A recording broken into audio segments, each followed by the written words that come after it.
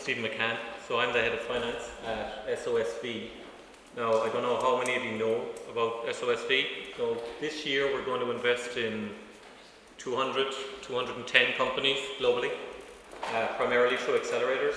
We have about 360 companies in our portfolio at the moment. We're investing in about 5 companies a week. So we're pretty busy, and nearly every one of those companies is a startup. Every one of them is experiencing something similar, going through something similar, and it's really hard, really hard. So a number of you today would have a really cool idea.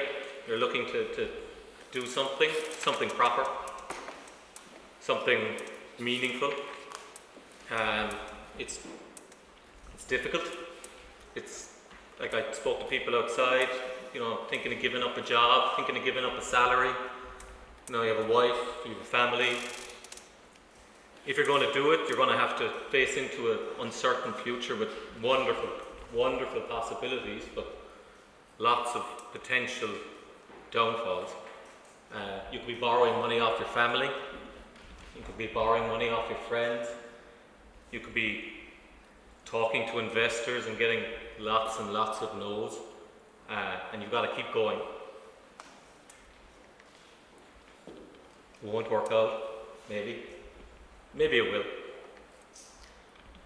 What I'm here to talk about is getting yourself in, that's possibly Roy Keane pointing at Mick McCarthy there, getting yourself in a position that, giving yourself the ultimate chance of success. So there's a few simple little things you can do which will structure your business somewhat correctly. There's lots of businesses we fund that die very quickly.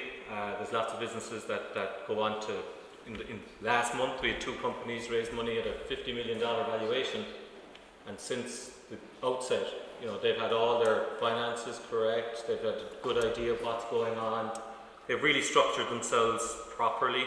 The founders, it's imperative that as a founder, you need to know what makes my business tick, what drives my costs, what makes my money, what money I spend is going to add value to my company, what money I spend is wasting money. And when you can explain that and project that confidence to other people, well then people really think you know what you're doing. So 4 things I'm going to talk about briefly today. Just structuring. Obviously in structuring there's lots and lots of considerations around where your customers are, where your raw materials are, where you can work, where have you got a visa for, what grant options are available, where you're located. Today I'm going to just structure around if you're based in Ireland, financing options, so where you can get money from, financial controls, things you can do in your company which will get you the best value for money and ensure that you're not wasting money. We've many companies that every one of our companies we ask for monthly updates on what's going on and what's going well, and you get the email saying everything's going fantastic, and then the following month you get the email, oh yeah, we're going to close the door. You've got to really put things in place so you know how many months runway we've left, how much money we've in the bank, what are we spending our money on, and what's it doing for us. And finally, I'm going to talk briefly about reporting. So if you have a board or an advisory board, just management packs and building disciplines in your company that you can track your KPIs. So in Ireland, there's a number of different options how you structure your company. Today, for you guys, there's only 2 real potential possibilities. Our company's limited by shares and sole trader, and even then, there's only kind of 1. So the 2 choices you would have: trade as a sole trader, trade as a limited company. Sole trader, simple. You can start it tomorrow. It's cheap. You have full control. All the money is yours. You don't have company acts to worry about. You don't have directors' responsibilities. You have a single level of tax. Double tax. Bad things, you're liable. Anything goes wrong, you won't really raise money. We won't invest in a sole trader. Bank is normally somewhat worried about lending money to a sole trader. going concern lies with you. If you die, your company dies, more or less. And it's difficult to build up business in the company. All your profits are taxed at income tax rates, so you can't build up business in the company really. Private limited company, this is what you'll be doing. So you can incorporate a private limited company for €199. Takes about 3 to 5 working days. You have 12.5% tax, which is great. A limited liability, great pension opportunities if you have money, which you won't have for a long time. You've greater access to investment and grant aid. You've ESOP, employee stock option opportunities. Like when you're going to be hiring people, it's going to be very, very difficult to get people to come and work for you because the salary is going to be really shitty. So if you can get people to buy into your company through giving them something in the company, they will believe, they will give a lot more to the company than if they're just getting the salary, and if the door closes tomorrow they can go work for someone else. Problems, so you have a lot of administration, your accounts are more expensive, you double tax, so you're taxed on your profits, you're taxed on your salary. You lots of responsibilities as a director, company law to worry about, compliance to worry about. You could have a board to worry about, you know, some guy sitting on your board asking you difficult questions. Some guy the board could be making decisions that you don't particularly agree with. But that's part of it. There's your director's responsibilities. It's a long, miserable list. The main thing to think about with a company is the company isn't you. The company is a completely separate legal entity. What the company earns is its money, and you have to get a salary out of the company. If you get investment, what actually happens with your company could be dictated by somebody else. You know, there'll be people setting your salary.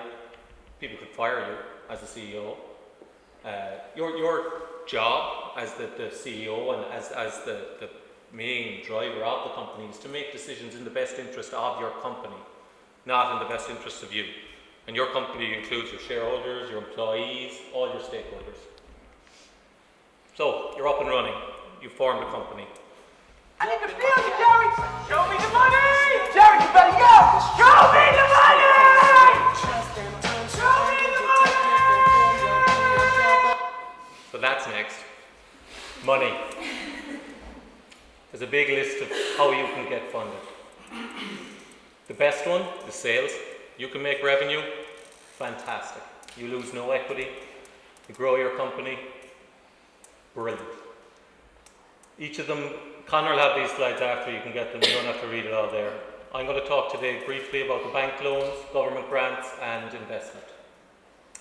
Bank loans are relatively quick turnaround, government grant can take a long time and investment can take a really long time.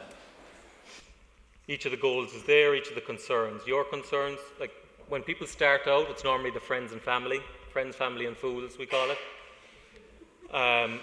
They want to see you succeed, they want to see you do well. You don't want to lose their money. Like when you're thinking of starting out, talk to your friends, talk to your family.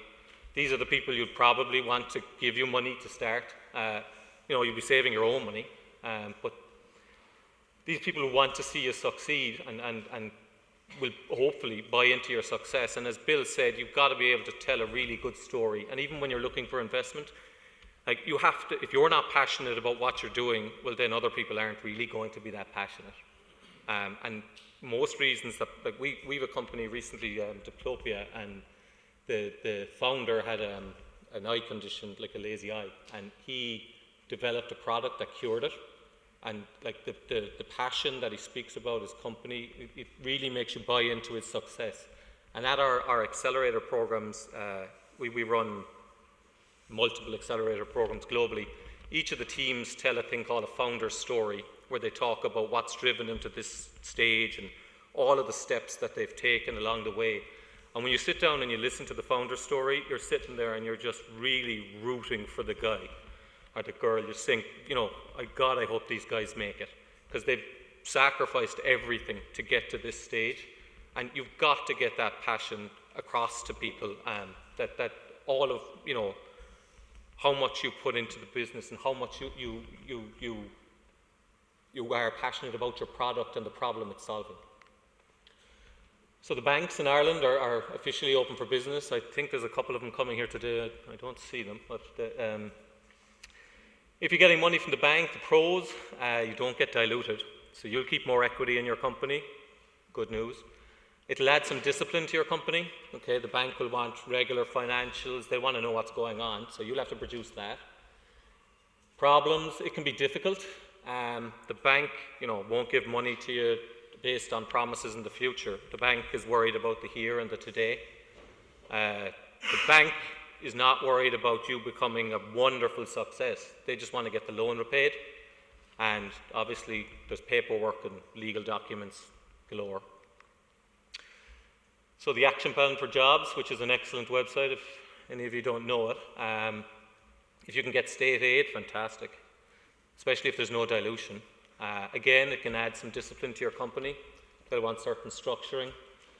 Again, there's paperwork, legal documents galore.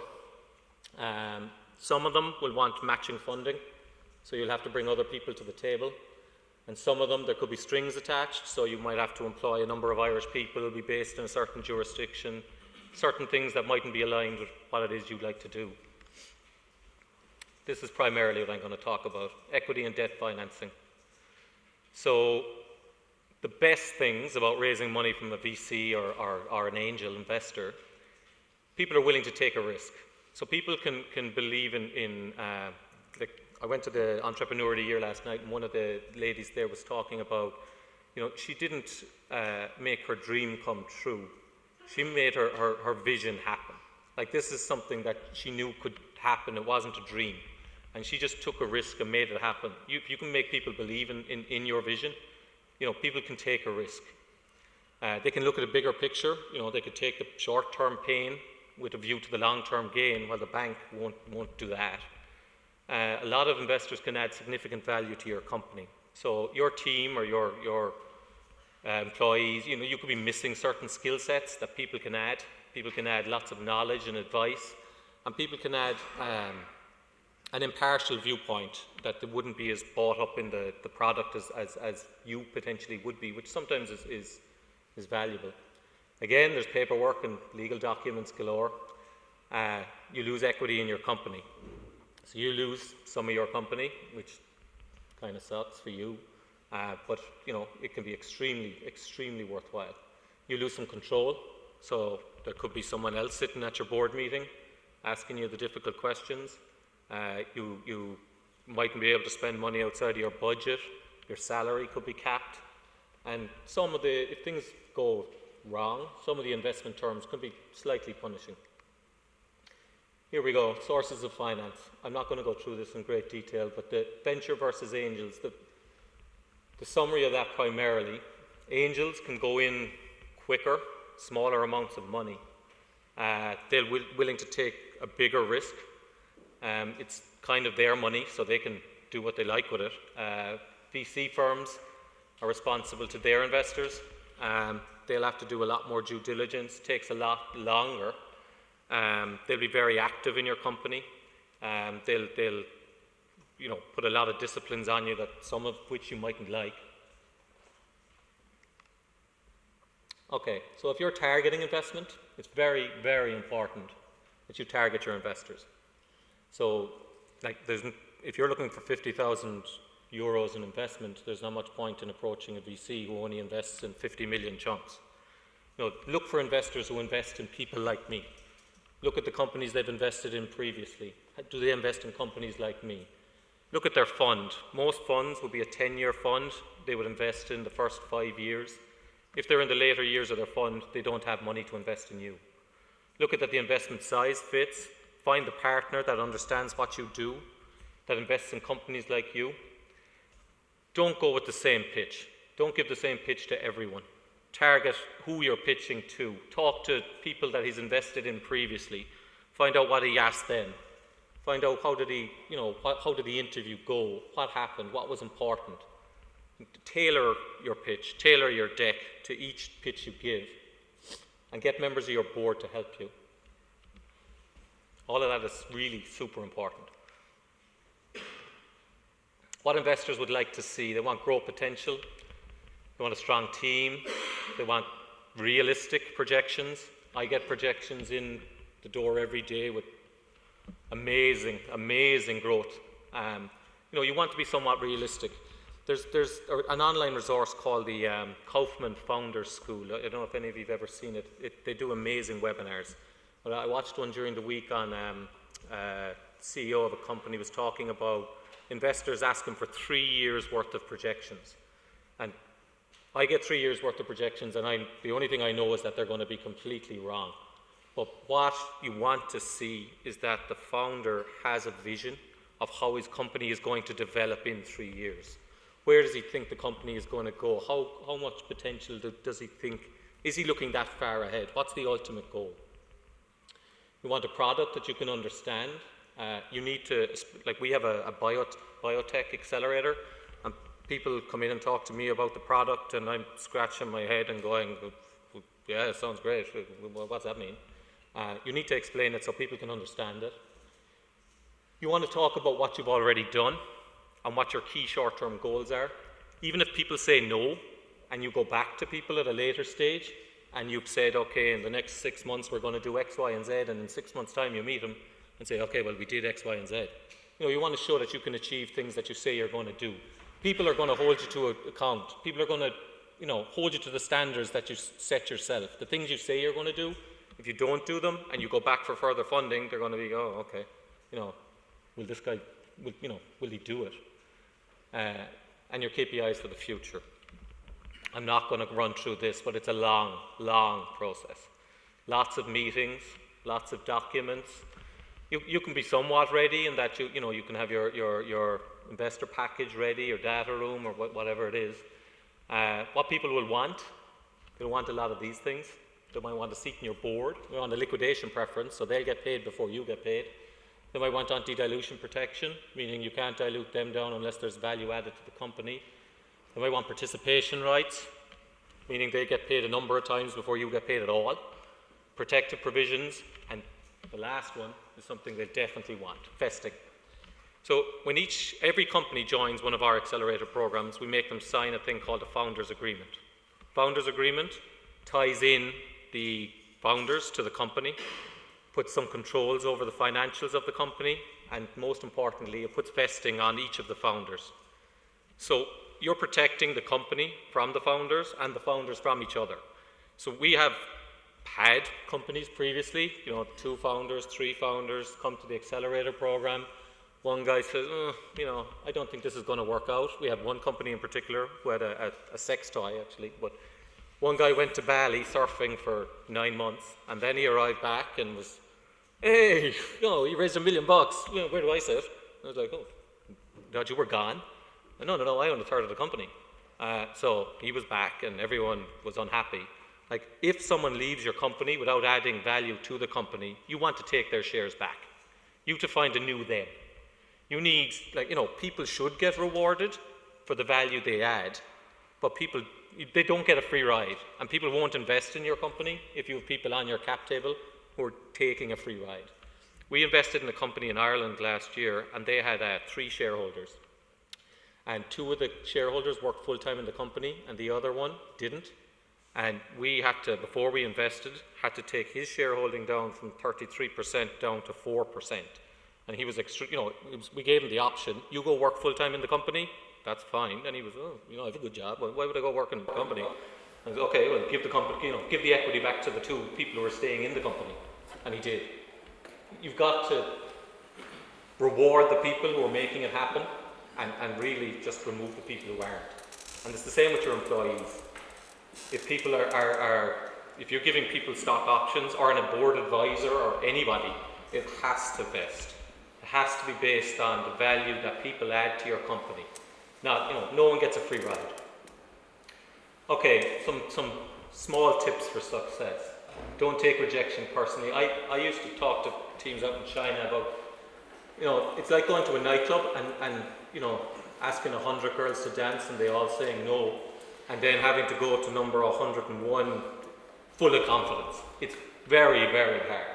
Going to investors and getting told no a lot, which is what's going to happen, is difficult, but you still have to go positively projecting confidence, projecting belief, and it's super hard. People are interested, but people don't want to say, straight up no, because you might turn out to be a success and they might want to get back in. So, test them. Don't waste their time if they do say no. If one partner in a firm says no, don't go to a different partner in the same firm. Don't ignore the junior people. There's lots of investors. So find somebody, if you have a biotech startup, find people who invest in biotech startups. Don't go find someone who invests in whatever, something completely unrelated. And timing is super crucial. So if you fundraise too early, you'll have a low valuation, probably. You lose a lot of equity, you lose a lot of control because you need the money, so your investors will be able to dictate the terms. If you fundraise too late, you could miss the opportunity. So your timing, knowing when to fundraise, like when you, we have a hardware accelerator in Shenzhen, and they have a wonderful advantage that when they make their product, they can crowdfund it. So they raise $400,000 on average on Kickstarter, and that demonstrates a wonderful traction that they have and enables them to fundraise with a really good valuations. And it's a really wonderful cycle that they have, but it's difficult knowing when to do it and when's the right time. Okay, so you have been funded. Congratulations. You're Scrooge McDuck up in the corner. So what we often see is that people come in with their projections for 12 months and then within 3 months they're, things aren't looking good, the money is kind of gone. So you need to plan and strategically spend your money in such a way that you can maximize its benefit. You need to put controls in. That means money isn't just wasted. Okay, so how it happens, people don't track their expenses. How much money did you spend last month? So, I don't know, people don't prepare any budgets, people don't look at what they spend. But with our accelerators, we sit down with them at the start and say, okay, what did you spend last month? Let's look at each of the spending items and what goal did it serve? What are your key goals to achieve and how are you going to achieve them through the spending? And if it's not serving one of the goals, why are you spending the money? And before you undertake any kind of decent spending, what do you want to achieve from the spending? What are the key, if you're doing an advertising campaign or whatever, okay, we want to drive our number of inward inquiries up by 5,000 and assess it. Okay, that didn't work, let's stop it. We had a company we sold in 2013. A year before it sold, they had an emergency funding round. They were completely out of money. And I spent a week in their office in Dublin, and I was just looking through their financials and saying, what's that? And he's like, I thought I stopped that direct debit. Who's getting paid for this? Oh, are we still paying that debt? And it's when you sit down and look at it and say, okay, these are all of the things that we're spending. We changed the staff over to base salary plus commission. Okay, you drive more sales, your salary is going to double. But it's all very justifiable. A year later, that company sold they had their first break-even month, and a month later they sold for 18 million euro. If you can do it and demonstrate that you can do it, and again, I said this earlier, but it's super, super important that you as a founder understand every penny that you spend in your business, why you spend it, and what makes up the component parts of your spending. So when you're undertaking on spending, okay, this is the impact that things are going to have. You can put policies in, procedures, limited oversight. If you're not, okay, people don't check the bank statement, it's probably okay. No records kept. You don't produce any kind of management pack. You don't, you don't talk about it. There's no one holding you to account. Okay, so here's 10 simple controls to use. I'm not going to read out each of them. Number one, I'm saying is the most important. Develop the knowledge. Even if you don't have a finance background, develop what makes up my business. What am I spending my money on? What do I need money for? And what am I going to do with the money that I have? Prepare a budget. So each month, look at, okay, this is what we spent last month. What are we going to spend next month? What do we hope to achieve with it? Have some simple controls. Segregate duties. You often hear of the finance guy went on, never takes a holiday, super hard worker. And then the day he goes on holidays, they discover, oh my God, it was made a mess of things for years. Like, have simple little policies, when you go on a business trip, one of you isn't staying in a $500 hotel and the other guy is sleeping in the hostel, that you have simple little caps that keeps the spending under control. Have approval levels for spending, so if there's spending over a certain level, number of people sign. Review the bank statements. Look at, both founders sign a bank statement, both founders sign checks over a certain level. If you're going to undertake a spending over a certain level, that is kind of a business case prepared, and people sign off on it. Keep your company credit cards, modest levels, assign your spending with your goals. Again, set the SMART objectives, what I said a minute ago. Can I interrupt for a second? Oh, Sean. Yeah, that stuff really matters. Like, I have a financial controller who's working for one of our companies here in Ireland, and she fled to Australia after, making away with some money and not actually doing the financial statements that she said. We weren't, even though we had a lot of those controls in place, we weren't double checking them against the financial statements. So she was doctoring the books, and, so this shit happens, like, even in trusted people that you really like. So, really, it does matter. Don't do what Sean does. Yeah. Okay, keep good records, document decisions. When you're meeting investors and talking about investment and they'll ask to see your financials, and you can produce 6 months of reports with variance analysis, decisions you made, why you undertook certain spendings, the impact it did, why you stopped certain spendings because you assessed the impact of it, people will say, oh wow, these guys really know their stuff. They really get their value for money. They have good controls in place. They're maximizing the funding they have. We would have good confidence to give these guys more money. Communicate with your staff. Tell people what the impact of things they do, the impact it has on your financials, and manage your cash flow. So actually Sean sent around an email a couple of weeks ago saying, if you have 6 months cash left, you're probably dead. Which might be a stretch. Okay, we're nearly finished. So, the reporting. So this is slightly later stage, but you as a CEO have to know what's going on in your company. You need to report that to who your board are. Now, at this stage, your board could be you and another guy, and it mightn't be a board. It might be, a cup of coffee on a Friday afternoon. But you need to be able to articulate what's happening in your company. And when you do it, when it's just you and the other guy, that when there is then an investor on your board, you'll have built up the discipline. It's like a muscle. You'll have strengthened the muscle. So you will be able to stand up to scrutiny because it's something that you're already doing. Should you have a board? Probably not. Like getting people on your board is very easy. Getting people off your board isn't very easy. Some of our companies that we invest in at a later stage would say, okay, we've this guy on the board, oh, he's a disaster. It's difficult to get people off, but it's no harm to have an advisory board or just meetings where you talk about the results of the company. It'll establish some level of formality and some level of accountability on what you're doing. Having somebody who isn't in the company on this advisory board or whatever is a good idea. You obviously are super passionate about what you're doing. You're bought into it. So having somebody with a neutral viewpoint, being able to say, yeah, I don't think that's a good idea, is valuable. Again, accountability is informal. People aren't going to shout at you about the results, but if you can just get more confident at doing it and get more disciplined at doing it, then when the people who are going to shout at you are there, you're able to stand up to it. Oh, and the last one, have people with different experience. Don't have all engineers or accountants on your board.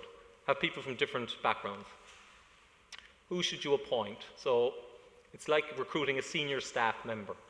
Again, don't give anyone on your board money. Don't even give them equity if you can.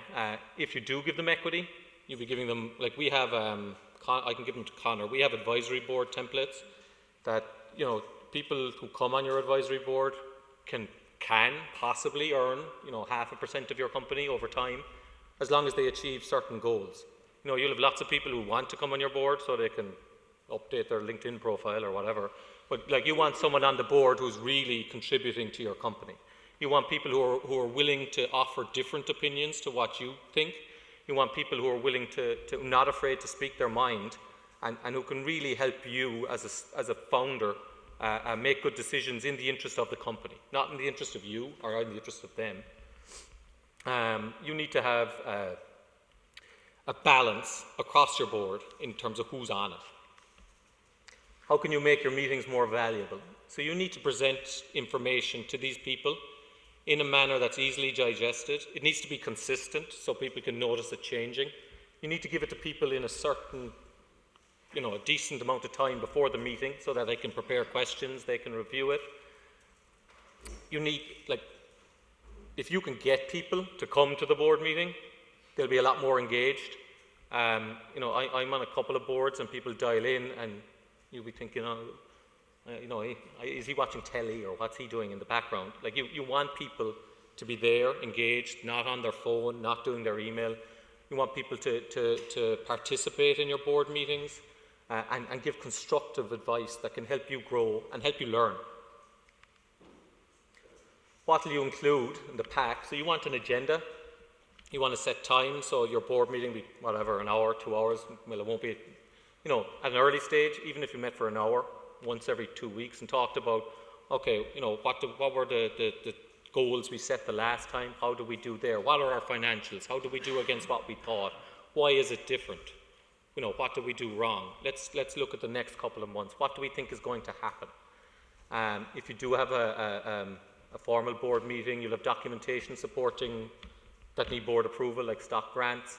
You'll have your KPIs on your performance, KPIs on your financial, company progress update, your org chart. Don't be afraid to ask your board to do things. You know, the board are there to help you. So if you can get help from the board, set them specific tasks, follow up after the meeting to remind them that they have to do that task. And that's it. So